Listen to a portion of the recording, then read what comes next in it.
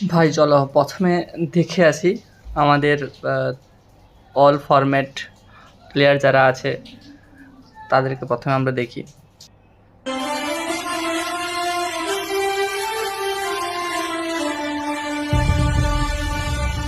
सिर्फ आवाज पे चाहूं तो निशाने लग जाएं। वाह वाह मैं अगर ভাই अपनी এ হচ্ছে जवानी को আমাদের सुना दूं বর্তমান किससे, যতগুলো ये जो প্লেয়ার আছে তার মধ্যে 3টে ফরম্যাটের খেলা প্লেয়ার হর্ষিত রানা, যে নাকি সব ফরম্যাটেই এখন ইনক্লুড আছে, ওডিআই, টি20, টেস্ট।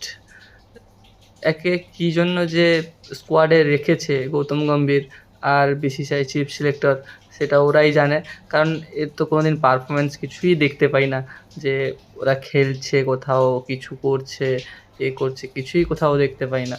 যেখানে এশিয়া কাপে লাস্ট ম্যাচ খেলেছিল 4 ওভারে 50 রানের উপরে দিয়েছে, তাহলে একে কেন সব ফরম্যাটে খেলানো হচ্ছে? আর সে জায়গায় রোহিত শর্মা, বিরাট কোহলির মতো প্লেয়ারকে অবসর নেওয়ার জন্য ফোর্স করা হচ্ছে। এটা বিসিসিআই কী করতে চাইছে সেটাই বুঝতে পারছি না।